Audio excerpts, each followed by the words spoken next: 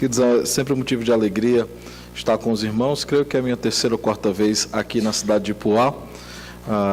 Sempre que eu tenho vindo ao mestrado e posso estar com os irmãos, tem sido um prazer imenso. Eu estive aqui em fevereiro, passei a semana, né? Ia junto com a reverenda Eliomar lá para o primeiro módulo do mestrado. Creio que no mês de junho eu estive aqui na quarta-feira. E nós sempre temos tido, eu tenho tido o privilégio de estar com os irmãos. Antes de eu tratar do tema dessa noite, né, nós iremos tratar do tema vivendo como ressuscitados em Cristo Jesus. Me permita só fazer dois apontamentos. Primeiro, agradecer a confiança do Conselho, né, para que eu pudesse estar aqui ocupando o púlpito. Sabemos que é responsabilidade nossa como Conselho zelar pela ação doutrina, pela boa doutrina da Igreja, e eu sei que os irmãos devem ser como o Conselho lá da nossa Igreja, que nós somos bem criteriosos. Então, agradecer a confiança, também agradecer a acolhida da Igreja, sempre muito boa, né? Agradecer também o evento de ontem que nós tivemos, Fábio, o presidente da UMP, o irmão dele, né? Parecia demais. O vice-presidente, agradecer o evento que tivemos ontem. Uma segunda coisa é só fazer um acréscimo ao que eu tratei hoje pela manhã. Me procuraram depois, né, Carol perguntou sobre a participação das mulheres no mandato cultural, e eu não entrei tanto nesse assunto, porque em algumas igrejas já deu problema já. Mas permita-me, já que aqui esse assunto é tranquilo, falar que a mulher, sim, ela exerce o mandato cultural na criação dos filhos. Talvez algumas se sentissem deslocadas, né, por não estarem trabalhando, se não exerceriam. Assim como os alunos também exercem na função de aluno, e nós conversávamos, eu e a reverenda Eliomar, um pouco antes do almoço sobre isso, né? Também quando estamos de férias, a gente não desliga, né? A gente sempre está como agentes do reino, representantes do reino, transformando a nossa cultura, e é necessário, então, nós termos isso muito claro. E hoje eu vou falar um pouco mais sobre isso, olhando para o texto de Colossenses. Eu não sei se os irmãos lembram, hoje pela manhã, eu falei que são cartas gêmeas praticamente, né? E eu convido, então, a abrirmos a palavra do Senhor no capítulo de número 3. Nós leremos do verso de número 1 ao verso de número 4. Aqueles que forem achando, possa ficar de pé para lermos a palavra do Senhor. Colossenses, capítulo de número 3, verso de número 1 ao verso de número 4. Nós continuaremos a tratar sobre o papel da igreja nos dias de hoje e sobre o tema vivendo como ressuscitados em Cristo. E teremos alguns desafios a partir desse texto para a nossa vida cristã. Colossenses, capítulo de número 3, do versículo de número 1 ao versículo de número 4. Colossenses, capítulo de número 3, do versículo de número 1 ao versículo de número 4, diz assim a palavra do Senhor: portanto, se fostes ressuscitados juntamente com Cristo, buscai as coisas lá do alto, onde Cristo vive, assentado à direita de Deus. Pensai nas coisas lá do alto, não nas que são daqui da terra. Porque morrestes e a vossa vida está oculta juntamente com Cristo em Deus. Quando Cristo, que é a vossa vida, que é a nossa vida, se manifestar, então vós também sereis manifestados com Ele em glória. Já oramos pela mensagem, então podeis sentar para que comecemos com a exposição do texto bíblico. Queridos, a carta aos Colossenses, ela é uma carta comum em algumas questões, a carta aos Efésios. Eu disse isso para os irmãos essa manhã, tratei com vocês a respeito disso. O que torna diferente essa carta é que, diferente da primeira parte em Efésios, quando Paulo ele está preocupado em tratar sobre o decreto eterno, aqui ele tem uma preocupação direta em tratar sobre dois temas. Primeiro, sobre a doutrina a respeito de Cristo, sobre a cristologia, a sua pessoa e a sua obra. Ele investirá o capítulo de número 1 nesse propósito, para que no capítulo de número 2 ele trate sobre o verdadeiro culto. Se os irmãos depois com calma olharem para o texto, olharem para o desenvolvimento do texto, vocês perceberão isso claramente quando ele passa a tratar sobre aspectos estranhos dentro da igreja do Senhor e de como o cerimonialismo, como coisas que eram sombras de Cristo ou que não apontavam de forma alguma para Cristo, eles deveriam ser abolidas do seio da igreja. A porção anterior a essa que nós lemos, a perícope antes dessa, nós veremos claramente aquele culto que agrada a Deus. E dentro do culto que agrada a Deus, ele vai combater ou ele vai enfatizar algumas coisas. A primeira delas não é segundo a vontade do homem. O culto ele não é prestado segundo a vontade do homem. A confissão de fé, quando trata sobre esse tema, ele vai dizer que Deus ele institui normas tão limitadas para o culto, para que assim não houvesse espaço para invenções humanas. E o que nós vemos aqui em Colossenses era que muitos pensamentos e filosofias humanas estavam permeando o culto ao Senhor. Uma segunda coisa que na porção anterior ele vai tratar também, ele vai tratar a respeito da cultura, como a cultura estava influenciando o culto lá na igreja em Colossos. E aí é necessário também nós fazermos essa reflexão. Nós olhamos para o mandato cultural de como nós devemos influenciar a cultura, mas infelizmente em muitas das nossas igrejas o processo ele tem sido inverso. Não somos mais o referencial. Em algumas igrejas a cultura é o referencial de como nós adoramos a Deus. E Paulo ele combate isso enfaticamente. Por fim, ele dirá que Deus ele deixa bem claro como ele quer ser adorado, ele deixa bem claro qual é o motivo da adoração, a obra meritória de Cristo, o sacrifício de Cristo. Esse é motivo para a igreja louvá-lo pelos séculos dos séculos. A obra da criação, aquilo que nós conhecemos como fundamentos da fé cristã, né? A criação, a queda, a redenção e a consumação. Ele trata sobre esses aspectos, lembrando que a igreja já tem motivos suficientes para louvar o Senhor. Olhando um pouco mais para a carta aos Colossenses, nós veremos que é uma carta que Paulo escreve para uma igreja que ele não conhece pessoalmente, ele sequer esteve nessa igreja, e ainda há um conselho mais preciso nessa carta, quando no começo da carta ele diz que essa carta não deveria ser lida apenas aos Colossenses, mas também aos Laodicenses. A carta de Laodiceia deveria ser lida também no meio da igreja em Colossos. Essa igreja foi plantada por Epáfras. Epáfras havia pregado o evangelho para aqueles irmãos haviam sido transformados pelo evangelho. Uma igreja nasce, e é interessante nós olharmos para essa igreja, porque quando nós olhamos aqui para a igreja e como ele trata com a igreja, é uma igreja que já está se solidificando, é uma igreja que está se fortalecendo já, mas havia algumas questões que precisavam ser tratadas, como eu disse, a visão deles sobre Cristo, porque algumas obras, eles tentavam substituir Cristo nessas obras. A salvação humana nada mais é do que isso. Nós temos tido uma denominação lá na nossa cidade que, de maneira muito discreta e talvez até sem perceber, eles têm defendido o unicismo. O que é o unicismo? É uma igreja que não entende ou não crê na Trindade de forma correta. E quando isso acontece? Quando a gente diminui a obra de Cristo. Ou quando a gente exalta uma das pessoas da Trindade em detrimento das outras, como o Espírito Santo. Então, Paulo faz questão aos Colossenses de ensinar a respeito da doutrina sobre Cristo e faz questão também de chamá-los ao culto. O capítulo de número 3, que é o capítulo da nossa reflexão essa noite, ele é interessante porque, após apresentar a obra de Cristo não apenas como motivo de louvor, mas de segurança, ele abre falando logo após essa obra, dizendo: portanto, se fostes ressuscitados juntamente com Cristo. Ele tratou sobre a doutrina de Cristo há pouco. Então, após essa introdução, após ele explicar a obra de Cristo, ele diz: vocês foram ressuscitados com Cristo? Se sim, eu tenho algumas coisas para falar. Vocês nasceram de novo, vocês foram regenerados, então há algumas coisas que vocês precisam cumprir imediatamente e naturalmente. E para nós, o desafio ao passarmos dessa primeira sentença é olharmos para esse portanto e entendermos se de fato ressuscitamos juntamente com Cristo, se de fato pertencemos ao Senhor. Aquilo que nós temos aqui não são meros conselhos ou sugestões para a igreja do Senhor. A construção gramatical aqui é muito clara, que é uma consequência para aqueles que estão em Cristo. É interessante porque a Escritura sempre faz isso, né? Quando vai tratar do papel dos homens como líderes do lar, ele não diz: se você está pronto, se você se acha preparado, acha que tem maturidade, acha que tem idade, então lidere o seu lar. Não é isso que a Escritura diz. Quando olha para as esposas, e Colossenses vai tratar também sobre isso, né? Olha para as esposas e diz: se vocês acharem que a cultura vai entender a submissão, se submetam aos seus maridos. A Escritura ela não dá opções para a gente. E nós lemos no texto de Levítico agora, que se de fato somos do Senhor, nós temos que ser santos, porque Ele é santo. Eu comentei hoje pela manhã que essa expressão do Antigo Testamento, Pedro ele também irá usá-la, ele diz tanto qual é o padrão e como nós devemos viver, né? Ele diz: vocês têm que ser santos porque eu sou santo, e vocês têm que ser santos como eu sou santo. Então, Paulo ele traz 3 conceitos que eu acredito que são muito oportunos. E é interessante, se você olhar o desenvolvimento do texto, você perceberá que essa parte da pregação de Paulo, ela só se encerra no capítulo de número 4, no verso de número 6. Eu peço que os irmãos rapidamente olhem para lá, depois nós retornaremos novamente esse texto. Mas logo após ele falar sobre os deveres, né, como crentes que somos, no verso de número 6, ele vai dizer assim,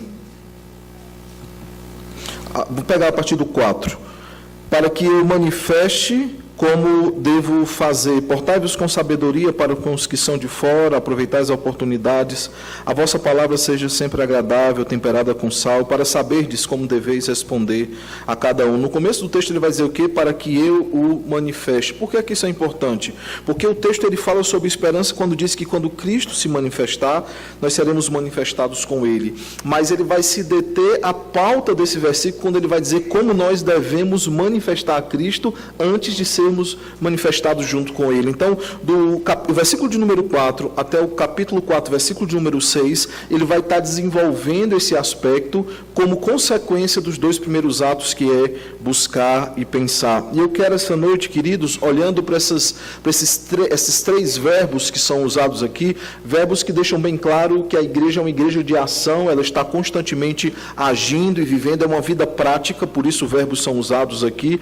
Eu queria olhar para o verbo buscar, o verbo pensar e o verbo manifestar, olhando como de fato devemos viver se formos verdadeiramente ressuscitados com Cristo. Se alguém aqui não foi, você já pode desligar aí o seu ouvido e não ouvir mais, mas eu creio que todos aqui são crentes no Senhor e conhecem a sua palavra e querem viver a sua palavra. Então, ao olharmos para o texto, ele começará dizendo, buscai as coisas lá do alto, onde Cristo vive, assentado à direita de Deus. É interessante porque a expressão aqui usada, a palavra no original no grego, dá uma ideia de uma busca que terá uma recompensa, que terá uma conclusão no final. E o que o texto nos diz é nós devemos buscar as coisas lá do alto. É interessante porque, principalmente na geração de hoje, nós sempre estamos buscando algo. Estamos buscando nos realizar profissionalmente, estamos buscando o que é que nós iremos fazer o resto da vida, aqueles que são solteiros, com quem nós iremos nos casar. Temos buscado a projetos de vida, temos buscado até mesmo alguns projetos dentro da vida cristã. A gente sempre está buscando alguma coisa. Constantemente nós estamos buscando.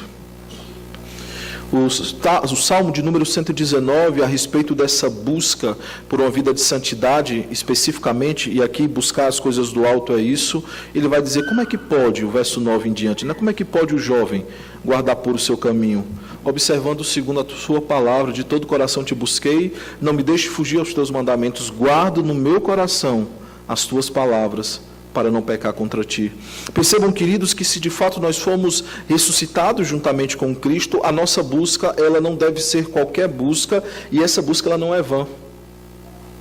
A busca pela santidade, por uma vida de santidade, é o primeiro passo para aqueles que verdadeiramente foram transformados pelo Senhor. E essa busca não quer dizer que ela em todo o tempo será bem sucedida, porque teremos percalços na vida cristã, mas ela será algo constante e será o propósito das nossas vidas. Esdras, quando ele tem um desafio de pregar ali em Neemias, capítulo de número 8, um dos textos mais belos do Antigo Testamento, principalmente porque trata sobre a reforma do povo. O povo havia saído do cativeiro babilônico, depois de 70 anos, passando também por outras nações, outros cativeiros, e eles retornam à terra, eles reconstroem aquilo que eles têm para reconstruir, e aí o Senhor então separa um momento, que é Neemias capítulo 8, para que eles pudessem adorar o Senhor. É interessante que nós vemos que o púlpito ele é feito especificamente para aquele fim. As pessoas solenemente comparecem à convocação, elas todas estão lá no santo lugar. Esdras, quando pega o livro da lei, ele vai ler, as pessoas se levantam em sinal de reverência, ele prega a palavra do Senhor. O texto diz que eram muitas pessoas, e nós não tínhamos a tecnologia como temos hoje, mas o que o texto diz é que enquanto ele falava, haviam líderes preparados por Esdras, explicando aquilo que ele estava dizendo, e diz que todos estão lá, adultos, jovens, crianças, todos estavam lá adorando ao Senhor. E é interessante, talvez você não consiga perceber no cenário que está ali descrito, um fato muito simples. Alguns estavam ouvindo a palavra de Deus pela primeira vez. E o que eu imagino é que durante a viagem eles se preparavam uns aos outros, dizendo, que vocês vão ouvir a palavra do Senhor. Papai, como é que eu ouvi a palavra do Senhor? Era uma maravilha tão grande quando eu ouvia, antes de nós sermos levados cativos. Nós veremos que as pessoas choram diante da palavra, nós veremos que Esdras pede que eles se assosseguem, porque há muita coisa para acontecer ainda.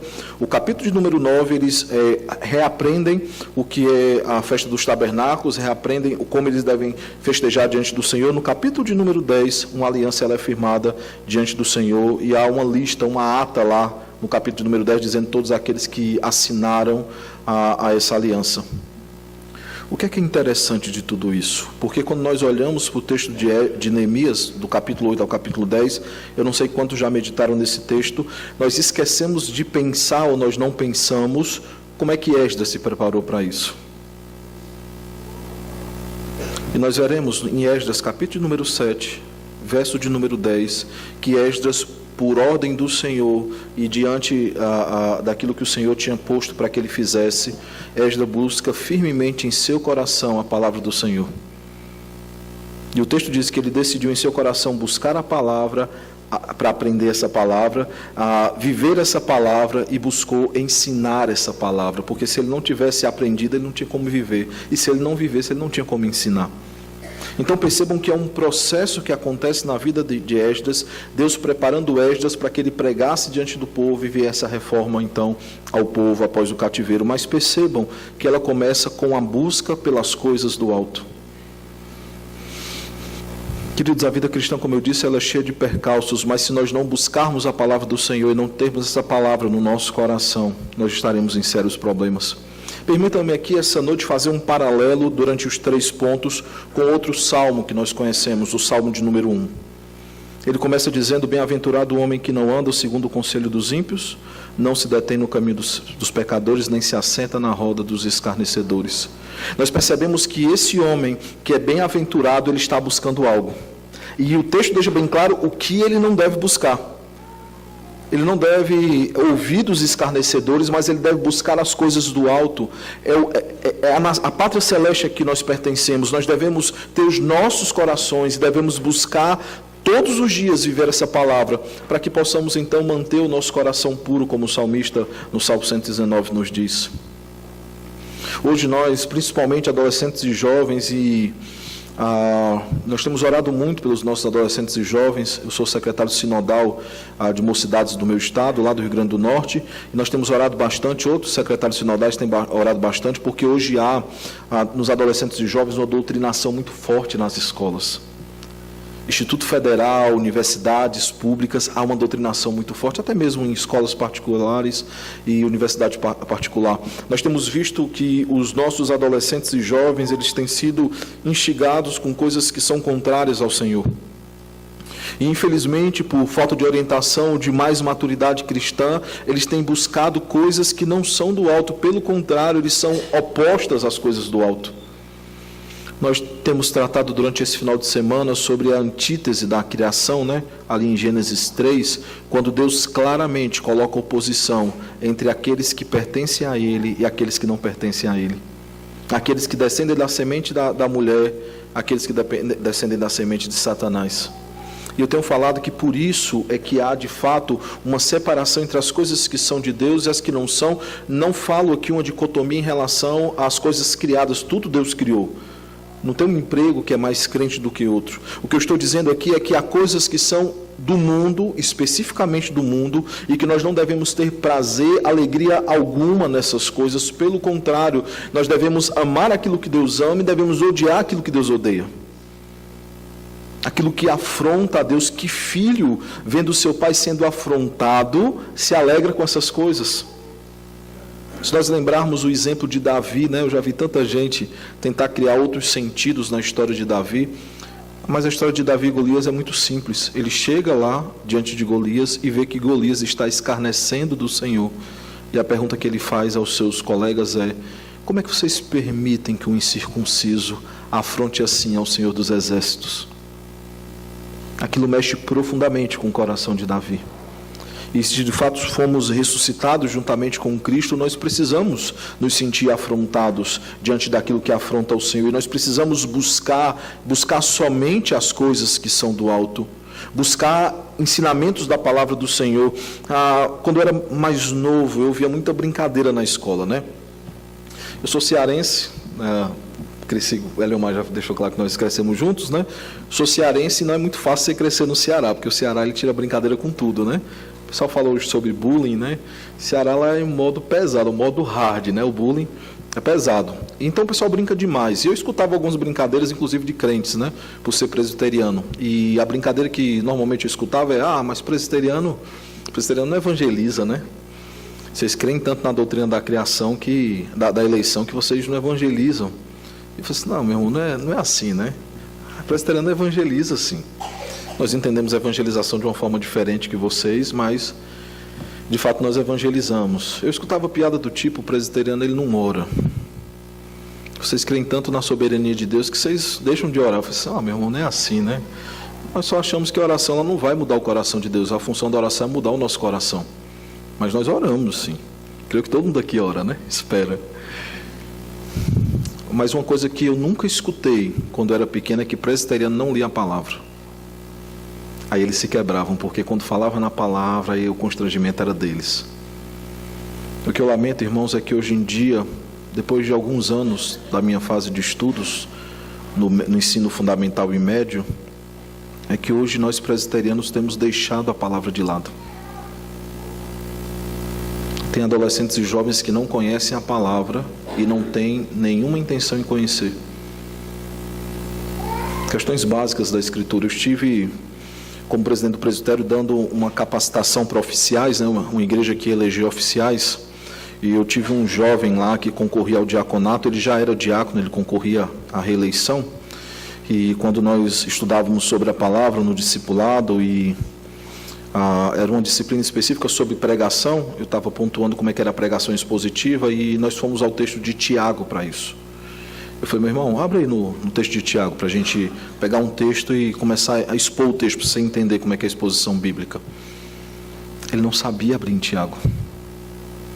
E eu não sei quem já teve, assim, às vezes a gente pede uns livros naquelas gincanas bíblicas, né? Você sabe que a pessoa não sabe quando ela joga para lá e para cá, né? Você, eita, tá perdido. Eu falo logo, isso aí não vai abrir tão cedo. Foi no chute, né? Ele pegou a Bíblia e você percebeu o constrangimento dele. Ele jogava para lá e para cá. Até no Antigo Testamento ele procurou Tiago. Eu falei assim: meu Deus, Tiago. Não pedi para ele abrir Abacuque, nem Naum.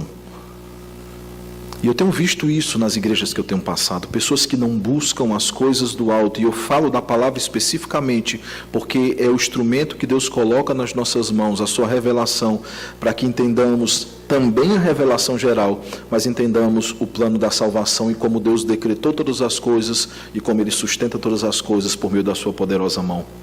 Não há como conhecermos ao Senhor senão pela sua palavra. Eu tenho visto pessoas que não têm, de fato, lido diariamente a palavra de Deus. Eu tenho tido o desafio de aconselhar algumas famílias lá, nem todas da nossa igreja. Nós temos tido, eu não sei como é que tem acontecido aqui em São Paulo, mas lá na nossa região, não apenas na nossa denominação, mas em outras denominações, nós temos visto muito problemas em casamento. E durante o aconselhamento, a primeira pergunta que eu faço de cara, quando ele abre, ele conta aquilo que tem acontecido na vida deles, é: quanto tempo vocês têm investido na leitura da Bíblia e em uma vida de oração? Praticamente ninguém. Sempre que há um problema no casamento, é batata. Você faz essa pergunta e a primeira coisa que eles falam: pastor, a gente tem negligenciado demais a nossa vida espiritual. Se eu perguntasse aqui a respeito do culto doméstico, nós veríamos que alguns responderiam: pastor, eu não tenho feito culto doméstico. Algumas pessoas têm tempo, e aqui eu falo adolescentes e jovens, a todas as idades, nós temos tempo de ler tantas coisas, né? John Piper, em uma das suas pregações, ele vai dizer que a grande utilidade das redes sociais é justamente nos tornar indesculpáveis diante do Senhor, quando Ele perguntar: por que você não orou mais, não leu mais a palavra? Porque nós não poderemos dizer: eu não tinha tempo. Nós temos tanto tempo para assistir algumas coisas, ler alguns livros. Eu lembro de uma jovem que eu acompanhei durante um tempo com a minha esposa. Ela teve algumas questões de fé e ela não tinha tempo para ler a Escritura, mas ela tinha lido a coleção todinha já de Harry Potter. Queridos, nós como cidadãos dos céus, Aqueles que de fato amam ao Senhor e foram ressuscitados juntamente com Cristo, nós não podemos perder isso de vista. Nós devemos buscar as coisas do alto. Porque é exatamente onde Cristo vive, assentado à direita do Deus Pai Todo-Poderoso, e de onde Ele voltará para buscar a sua igreja, e é aonde nós pertencemos. Por isso, se você foi ressuscitado juntamente com Cristo, você precisa urgentemente atentar para a importância disso na sua vida. Você precisa, se você não tem feito até hoje, você precisa buscar as coisas do alto. Você não precisa ler 5, 10 capítulos de uma hora para outra, mas você precisa urgentemente começar a ler a Escritura, dia após dia, porções cada vez maiores, se o tempo permitir. Você precisa estar mais diante do Senhor, orando ao Senhor, não pedindo desejo. Ele não é um gênio da lâmpada. Ele é o Deus criador de todas as coisas e sustentador de todas as coisas. É de fato se colocar diante dele e dizer: Senhor, qual é a tua vontade para a minha vida? Como é que eu devo viver diante de ti, Senhor? Há tantas coisas que nós temos feito que aborrece profundamente ao Senhor e nós não nos constrangemos com isso. A consequência dessa ação nos leva necessariamente ao segundo ponto dessa noite. Nós não devemos apenas buscar as coisas do alto, mas pensar nas coisas do alto. Percebam que a palavra aqui é uma palavra que ela é cíclica e que ela tem um objetivo. Qual é o objetivo? Pensar, pensar, pensar, até que isso se concretize na nossa mente. É o que Paulo vai falar lá em Romanos, né? Mas transformai-vos pela renovação da vossa mente. O que é a renovação da vossa mente? A nossa mente se enche cada vez mais da palavra de Deus e nós começamos a pensar sobre de fato as coisas do alto. O texto vai dizer: pensai nas coisas do alto, não nas que são aqui dessa terra. E queridos, esse é um desafio para nós, olhando novamente para o texto do Salmo de número 1, porque ele vai dizer que o bem-aventurado é aquele que não busca aquelas coisas, mas antes o seu prazer está o quê? Na lei do Senhor, e na sua lei medita de dia e de noite. É alguém que constantemente está diante do Senhor, não apenas buscando as coisas do alto, mas o seu pensamento está sendo renovado e transformado pela ação do Espírito Santo por intermédio de uma vida de santidade. Alguém que busca, de fato, ser cada vez mais transformado pelo Senhor para que assim, apenas assim, experimente qual seja a boa, perfeita e agradável vontade do Senhor. Interessante porque nós não atentamos para isso, mas muitas das coisas, dos nossos pecados começam na nossa mente. E se nós não tivermos a palavra do Senhor enchendo a nossa mente, santificando os nossos pensamentos, outras coisas serão fruto do nosso pensamento. Por isso que o texto deixa bem claro: vocês têm que pensar nas coisas do alto, não na daqui da terra. Aquele que de fato vive uma vida de santidade, que ressuscitou com Cristo, não apenas busca, mas o seu pensamento, a pauta principal é adorar o Senhor. Ele pensa nas coisas do alto e as suas palavras, como reflexo dos seus pensamentos, elas são santas. As suas ações, como reflexo dos seus pensamentos, eles são santos. É uma coisa que se inicia na nossa mente ou no nosso coração e se desenvolve na vida que nós temos diante do Senhor. Se você percebeu, o verso de número 5 até o verso de número 11, ele dirá as coisas que nós não devemos pensar. O verso de número 12 até o verso de número 17 diz as coisas que nós devemos pensar. Isso fica tão claro que no verso de número 16 ele diz o quê? Habite ricamente em vós a palavra de Cristo, instruí-vos e aconselhai-vos mutuamente em toda a sabedoria, louvando a Deus com salmos e hinos e cânticos espirituais com gratidão em vosso coração, em tudo o que fizerdes, seja por palavras, seja em ação, fazei-o em nome do Senhor Jesus, dando por ele graças a Deus Pai. Vocês percebem aqui o processo? Algo que começa na mente: habite ricamente em vós a palavra de Cristo. E a partir dessa palavra que habita ricamente nas nossas mentes, ações acontecem nesse texto. Nós louvamos a Deus, nós aconselhamos, nós ensinamos. Os hinos que nós cantamos, eles expressam gratidão, não é algo automático.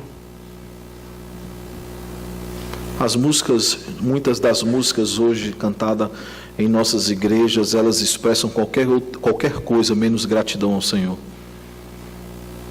Muitas vezes é um diálogo do homem falando aquilo que ele quer, pedindo, requisitando algumas coisas ao Senhor. E o texto vai dizer que tudo que nós faremos a partir dessa palavra, tanto em ação como em palavra, nós faremos no nome do Senhor, dando graças ao Deus Pai. Percebam, queridos, que ao olhar para esse texto nós vemos claramente que Paulo ele vai dizer as coisas que não devem estar na nossa mente, como eu disse, do verso 5 ao verso 11. E percebam algumas coisas: fazei, pois, morrer a vossa natureza terrena, prostituição, impureza, paixão lasciva, desejo maligno e avareza, que é a idolatria. Por estas coisas é que vem a ira de Deus sobre os filhos da desobediência. Ora, nessas mesmas coisas andastes vós também no outro tempo, quando vivieis nelas. Agora, porém, despojai-vos igualmente de tudo isso: ira, indignação, maldade, maledicência, linguagem obscena do vosso falar. Não mentais uns aos outros, uma vez que vos despiste do velho homem com os seus feitos, e vos revestiste do novo homem, que se refaz para o pleno conhecimento, segundo a imagem daquele que o criou, no qual não pode haver grego nem judeu, circuncisão nem incircuncisão, bárbaro, cita, escravo, livre, porém Cristo é tudo em todos. Quando nós olhamos para o texto correlato de Colossenses, para o capítulo de número 4, e eu peço que os irmãos rapidamente retornem um pouco para essa carta, o capítulo de número 4, a partir do verso de número 11, Efésios, capítulo de número 4, a partir do verso de número 11 em diante, nós veremos a ação da palavra nos nossos pensamentos e como, uma vez com pensamentos transformados, nós começamos a viver segundo a vontade de Deus. O verso 11 diz assim: Ele mesmo concedeu uns para apóstolos, outros para profetas, outros para evangelistas e outros para pastores e mestres. Percebam que são dons de ensino aqui. O verso de número 12 diz: com vistas ao aperfeiçoamento dos santos, para o desempenho do seu serviço, para a edificação do corpo de Cristo, até que todos cheguemos à unidade da fé e do pleno conhecimento do Filho de Deus, a perfeita varonilidade, à medida da estatura da plenitude de Cristo, para que não sejamos mais como meninos, agitados de um lado para o outro, e buscados e levados ao redor por todo o vento de doutrina, pela artimanha dos homens, pela astúcia com que induzem ao erro. Mas, seguindo a verdade em amor, cresçamos em tudo naquele que é a cabeça, Cristo, de que todo o corpo bem ajustado e consolidado pelo auxílio de toda junta, segundo a justa cooperação de cada parte, efetua o seu próprio aumento para a edificação de si mesmo em amor. Percebam então, queridos, que a busca ela tem essa consequência. Uma vez que nós buscamos a palavra do Senhor ela povoa a nossa mente, ela enche a nossa mente com a palavra dele, de forma que nós viveremos de modo digno a vocação para que fomos chamados. E o desafio para nós essa noite é justamente esse. Eu tenho aconselhado a muitos homens que têm tido problemas na área de pornografia, porque as suas mentes estão cheias de coisas dessa terra. Mas não se enganem a respeito disso. Minha esposa também tem acompanhado mulheres com o mesmo problema. Mas eu estou falando de algo que é meio um tabu, né? Nós temos também povoado as nossas mentes com pensamentos carnais, quando nós pensamos dos nossos irmãos ou de nós mesmos além do que convém.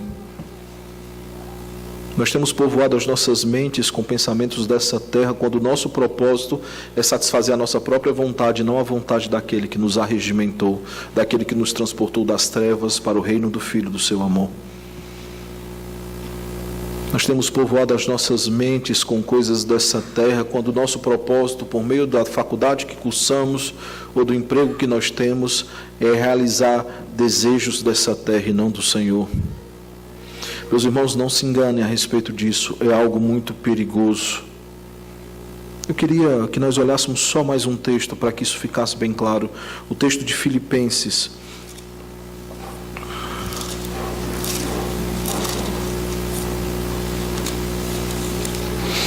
Filipenses, capítulo de número 3, a partir do verso de número 17. Filipenses, capítulo de número 3, a partir do verso de número 17. quando ele vai dizer assim: irmãos, sede imitadores meus e observai os que andam segundo o modelo que tende em nós, pois muitos andam entre nós quem? Filipenses 3, eu estou no verso 18 já. Quando ele diz assim, porque muitos andam entre nós, dos quais, ele está falando nós quem? A igreja do Senhor, ou não é? Ele está alertando sobre pessoas que estão no meio da igreja. E o que é que ele diz sobre essas pessoas que estão no meio da igreja, dos quais repetidas vezes eu vos dizia, agora vos digo até chorando, porque são inimigos da cruz. O destino deles é a perdição, o Deus deles é o ventre, e a glória deles está em sua infâmia, visto que só se preocupam com as coisas terrenas. Pois a nossa pátria está nos céus, de onde também aguardamos o Salvador, o Senhor Jesus Cristo, o qual transformará o nosso corpo de humilhação para ser igual ao corpo da sua glória, segundo a eficácia do poder que ele tem de até subordinar a si todas as coisas. Percebam, queridos, quando ele vai dizer a sua infâmia, ou seja, aquilo que deveria envergonhá-los, é aquilo que é glória para eles. Aquilo que deveria deixá-los constrangidos, eles não se constrangem mais. Percebam o processo que se dá. Não foi porque em um momento eles começaram a agir assim, não. Acordaram um dia e falaram, eu vou afrontar a Deus. Foi um processo que aconteceu quando eles começaram a buscar as coisas dessa terra e começaram a pensar nas coisas dessa terra, de maneira tal que eles passaram a manifestar as coisas dessa terra. Por isso, com todo o amor que eu tenho no meu coração pelos irmãos, apesar de não conhecer a todos, e parafraseando Paulo, até clamando em meio a prantos, eu peço, meus irmãos, busquem as coisas lá do alto. Não busquem as coisas dessa terra. O provérbio nos dirá que o final dessas coisas da terra são caminhos de morte. Mas o texto ele continua e nos leva a... Ele vai dizer, verso 3, né, porque morreste, a vossa vida está oculta juntamente com Cristo em Deus. E no verso 4 ele nos leva ao último ponto, quando ele diz, quando Cristo, que é a nossa vida, se manifestar, então vós também sereis manifestados com Ele em glória. Talvez alguns, ao olharem para essa expressão e não entenderem o desenvolvimento do que Paulo está tratando aqui, pensem, eu só tenho que manifestar a natureza de Cristo, o caráter de Cristo, quando o Senhor me levar para o céu. Efésios deixa claro que não. Filipenses deixa claro que não, mas o próprio texto de Colossenses, no verso de número 4, do capítulo 4, ele vai dizer, ao verso 2, quando ele diz assim, perseverai na oração, vigiando com ações de graças, suplicai ao mesmo tempo também por nós, para que Deus nos abra porta à palavra, a fim de falarmos do mistério de Cristo, pelo qual também estou algemado. Para quê? Qual é o propósito? Para que eu o manifeste como devo fazer. Percebam, queridos, que Paulo, após dizer aquilo que nós não devemos pensar, ele vai dizer como essa natureza transformada de alguém que busca as coisas do alto e pensa nas coisas do alto deve viver. Quando nós olhamos para o verso de número 18 até o capítulo 4, verso de número 6, nós veremos claramente como nós devemos manifestar as coisas do alto, como nós devemos manifestar essa nossa natureza transformada, se de fato ressuscitamos juntamente com Cristo. E ele vai falar às esposas, ele vai falar aos maridos, aos pais, aos filhos, aos servos, aos senhores. É interessante porque o texto de Colossenses, Paulo ele está preparando a igreja para uma outra carta. Porque o texto irá nos dizer, quando nós olhamos o capítulo de número 4, o verso 7, que havia uma comitiva para levar essa carta e uma outra carta, que é Tíquico e Onésimo. E ao olharmos esses dois irmãos, nós conhecemos a história de Onésimo. É uma carta sobre perdão, é uma carta sobre um relacionamento que precisa ser tratado entre Filemão e Onésimo. E Onésimo faz parte dessa comitiva, e quando ele trata sobre o desejo, como o Senhor e o servo deveriam se portar, Onésimo é alvo dessa carta, desse ensinamento, como também Filemão é. Mas não apenas essa questão prática do que está acontecendo aqui, porque em Efésios essas mesmas virtudes são tratadas. Nós trabalhamos isso durante a manhã, quando olhamos para os mandatos criacionais.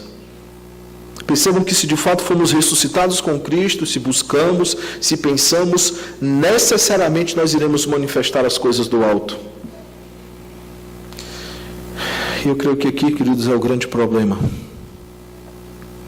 Porque há muitos crentes nominais nas nossas igrejas, mas há poucos crentes que de fato vivem com fidelidade a palavra do Senhor. O IBGE diz que nós temos por volta de 20% a 25% da população brasileira. Minha pergunta é, quando se passa a peneira, quanto sobra? Quando nós olhamos para a vida cristã de alguns, elas não diferem em nada da vida daqueles que estão fora da igreja. O padrão mudou, a cultura é o padrão, não mais a palavra. Então temos até alguns crentes aí, popstars, que não vivem a palavra de Deus. E nós devemos olhar isso com preocupação. O professor meu de História dizia uma questão interessante, e eu realmente parei para observar isso, que a igreja, toda vez que foi perseguida, ela cresceu. Todas as vezes. Por exemplo, se você olhar para a perseguição na Inglaterra, a Inglaterra ela passou a matar os puritanos, os reformados lá da Inglaterra, por mais que ela tenha passado por um momento de reforma, depois culminando com o anglicanismo. Sabe o que é interessante? É que foram suspensas as execuções públicas. Por que as execuções públicas foram suspensas? Porque elas haviam se tornado cultos. Conta a história que enquanto os condenados à morte, os reformados, eles estavam sendo levados à fogueira, eles cantavam hinos de gratidão ao Senhor. Enquanto seus corpos queimavam, eles pregavam o Evangelho. Eu poderia citar a história aqui da igreja primitiva, tantas outras igrejas. Se olharmos o relato daquele chamado Heróis da Fé, reverendo Alain esteve aqui há alguns meses atrás, ele deixou bem claro, ali é um apontamento ao herói da fé, o foco dele não são aqueles homens, mas mostrar como eles creram na promessa. Mas percebam, queridos, que nós temos o relato de muitas pessoas que morreram por causa do Evangelho. E o meu professor dizia assim, Samuel, é interessante, sempre que a igreja foi perseguida, ela cresceu. E aí ele brincava, rapaz, isso é a leitura minha, ele falava, Sabe qual foi a jogada de mestre de Satanás para tentar impedir o crescimento da igreja? Instituiu como religião oficial do Estado.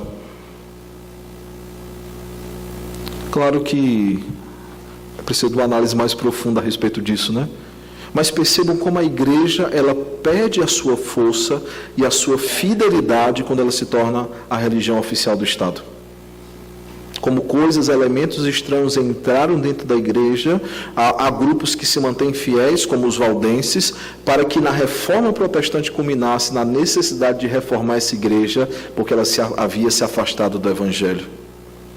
Mas, queridos, não se enganem a respeito disso. Hoje em dia, muitos dos nossos chamados irmãos, nós não temos como julgar se são ou se não são evangélicos, nós não temos como sondar corações, mas muitos que estão dentro das igrejas, eles não vivem uma vida de alguém que foi transformado pelo Senhor. No seu trabalho, ele não age como um profissional íntegro, e o texto vai dizer aqui, vocês não têm que trabalhar sob vista de ninguém. Vocês têm que trabalhar como para o Senhor. Eu nem sempre me dediquei integralmente ao ministério, eu falei isso ontem. Trabalhei na Caixa, no TRE, lá na Capo Telecom em Natal, e era lamentável nós olharmos, pelo menos eu olhar, alguns que se diziam crentes e não davam testemunho algum. Fraudava o ponto, hoje tem um ponto eletrônico, é mais difícil, mas fraudava o ponto, botava hora extra quando não tinha, matava trabalho, fazia outras coisas durante o trabalho que não deveria fazer. Às vezes, até no ponto eletrônico, batia o ponto eletrônico, mas saía para conversar com alguém, não ia para a mesa dele. Problemas com contabilidade, alguns que desviaram, desfalcaram a empresa, e nós víamos tudo aquilo com profunda lamentação. Eu lembro de um especificamente que fazia parte da igreja que eu pastoreava, eu fui muito duro com ele, eu falei, rapaz, não diz que você é crente. Não fala isso. Você não está dando testemunho algum. Alunos na escola que não dão testemunho algum, eu lembro, era muito comum, na nossa época de escola, lá na escola que eu estudava, o 7 de setembro, nós tínhamos lá o G7, que era a tradução era Gospels, alguns chamavam de Gospel 7, outros chamavam de Grupo Evangélico 7, que era o nome da escola, e nós íamos de sala em sala e chamávamos as pessoas para, durante os intervalos, fazer aquele chamado intervalo bíblico. Toda segunda, quarta e sexta, durante 15 minutos, nós tirávamos para estudar a palavra, para termos um momento de louvor diante do Senhor. Eu lembro que uma das salas que nós entramos, e talvez muitos se identifiquem com essa história, porque infelizmente é comum, nas salas que nós entramos, nós pedimos que as pessoas dissessem, perguntamos quem era crente, quem são os crentes aqui, para a gente fazer um convite. E muitos não levantavam a mão constrangidos, alguém dizia, fulano lá de trás é crente, e gerava aquele constrangimento. Mas em uma das salas que nós entramos, um rapaz que era um dos piores do colégio, quando entrou ele começou a rir e falou, o que você está rindo? Aí ele olhou para uma das meninas que estavam com a gente e falou, essa aí é crente? Toda sexta ela sai para a festa. E foi um constrangimento. Nós, na época do Palavra da Vida, né, fazíamos multiministério, nós fomos lá para a cidade de Belém, na Paraíba, né, e nós fazíamos dupla. Aqueles que eram do Instituto Bíblico e os que não eram do Instituto Bíblico, falávamos de Jesus, e aqueles que eram da cidade para aprender como tratava biblicamente na evangelização, né?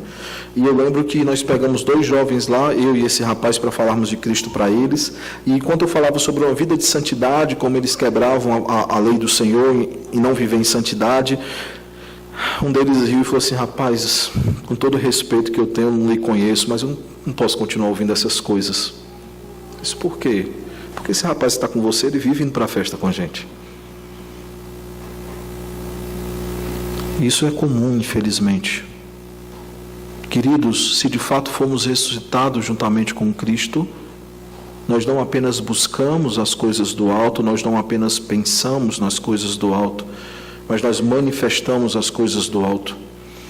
Fazendo paralelo com o que a gente tem feito com o Salmo de número 1, né, o verso 3 vai dizer, né, quando ele diz antes do seu prazer, no verso 2, ele vai dizer, porque ele é como uma árvore plantada junto a ribeiros de água, que no tempo certo, na estação correta dá o seu fruto, e tudo quanto faz será bem sucedido. Não é um texto sobre prosperidade, é um texto sobre fidelidade ao Senhor. Porque a grande questão dos salmos, e o salmo de número 1 é uma introdução aos salmos, de certa forma, a grande questão é por que o justo padece e o ímpio prospera.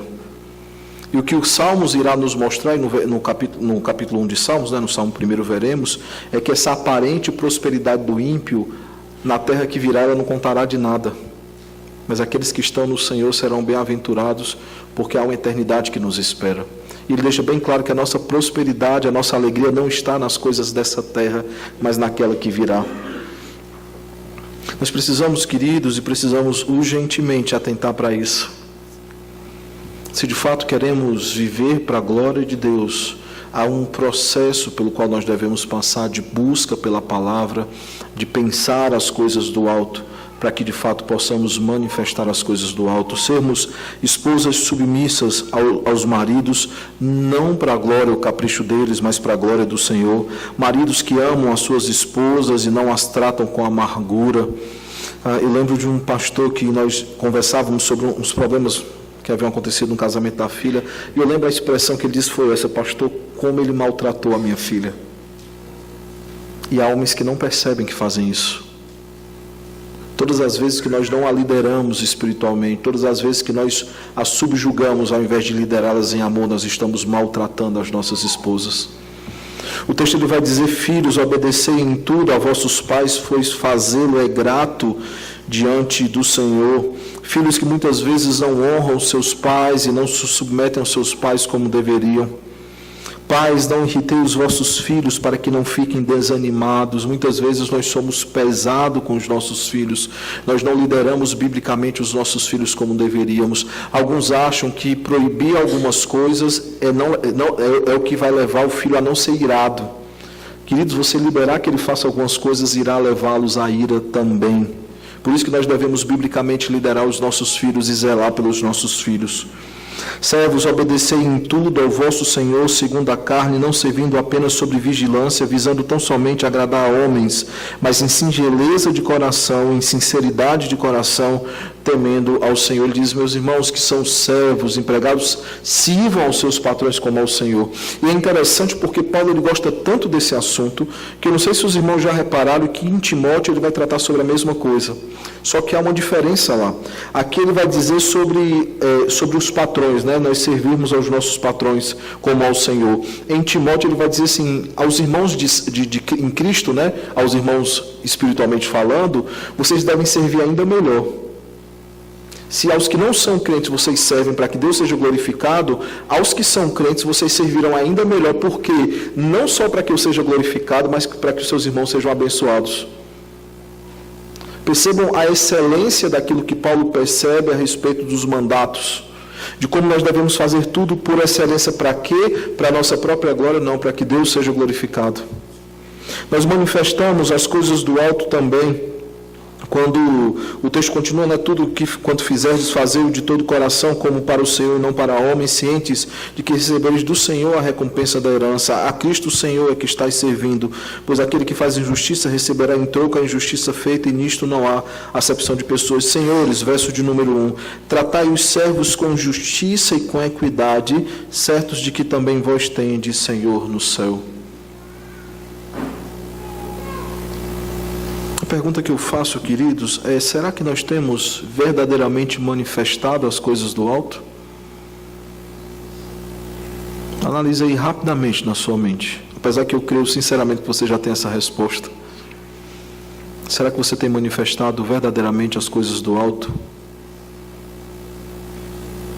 Eu concluo então, queridos, fazendo algumas questões que nos levará a algumas aplicações importantes.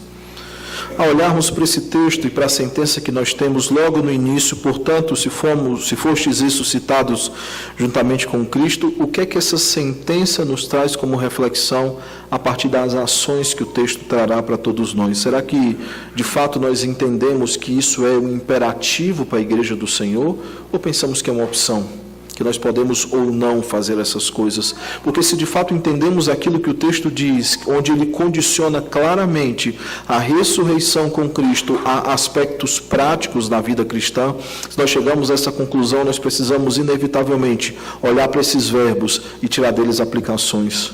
A primeira delas é, se de fato ressuscitamos, que verdadeiramente busquemos ao Senhor, busquemos a sua palavra, busquemos uma vida de oração, busquemos de fato uma vida piedosa que manifeste um bom testemunho. Busquemos conhecer cada vez mais a respeito do Deus a quem nós adoramos ou deveríamos adorar.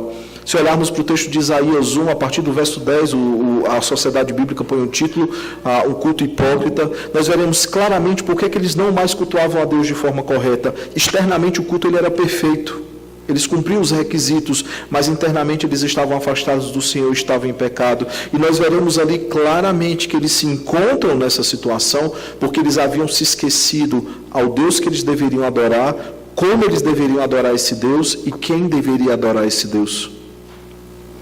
Se queremos de fato adorar ao Senhor como Ele é digno de adoração, nós precisamos buscar na Sua palavra tudo aquilo que Ele fala a respeito de si, a respeito dos seus poderosos feitos e de como Ele quer que nós glorifiquemos e adoremos o seu santo nome. Como eu disse no começo, a passagem anterior nos dirá que Deus ele limita claramente como Ele quer ser adorado. E deixa bem claro que não é segundo o pensamento de homens, não é segundo a cultura, mas é segundo a sua vontade. Não há necessidade que se faça fogo estranho ou outras coisas, porque a sua palavra ela é muito clara a respeito do culto. O que acontece, infelizmente, é que nós não cultuamos a Deus de maneira bíblica, porque nós não conhecemos a esse Deus. Que verdadeiramente nós venhamos buscar ao Senhor, para que possamos, como nós vimos ontem, dar razão da esperança que há em nós. Que possamos verdadeiramente pensar nas coisas do alto, pensar naquilo que tem a palavra do Senhor, e isso só acontecerá, irmãos, se de fato nós buscarmos a palavra do Senhor e nós enchermos as nossas mentes com a palavra do Senhor.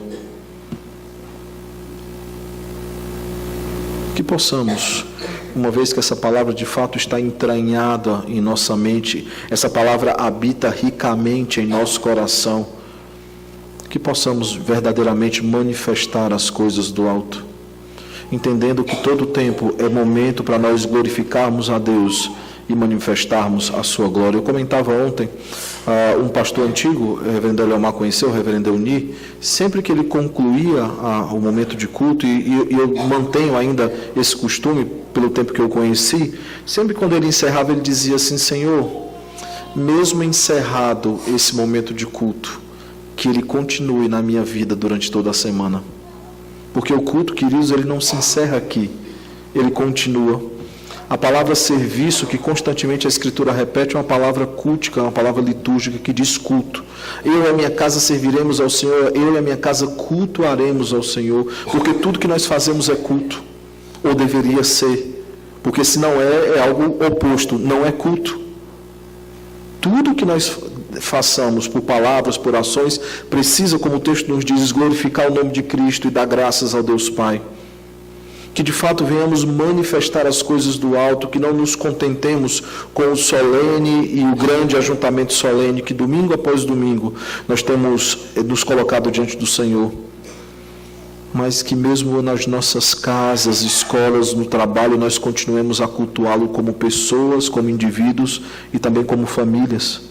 Que o culto ele não se restrinja a um dia nem a um local, mas nós cultuemos a Deus em todas as coisas, porque nós pertencemos a Ele somente, e toda a nossa vida deve glorificá-lo. Não é à toa que a principal pauta da reforma, e isso é um texto de Calvino, felizmente tem mais em inglês, aqueles que não têm tanta facilidade não conseguirão lê-lo, mas ele vai tratar de uma questão importante quando ele diz que a principal pauta da reforma foi sobre culto. E soteriologia é uma pauta secundária. Por quê? Porque tudo começa a partir do culto. Não que a soteriologia não é importante, mas se você perceber as solas da reforma, você perceber o pensamento sobre a reforma, todas elas apontam a uma vida cultica diante do Senhor, uma vida que de fato glorifique o nome do nosso Deus. Por isso, e só por isso, antes de tratar sobre o capítulo 3, Paulo faz questão de tratar sobre Cristo e sobre o culto, tratando sobre a pessoa de Cristo, a obra de Cristo, dizendo como nós devemos cultuá-lo, e a partir do capítulo 3 ele dirá como é esse culto prático diante do Senhor.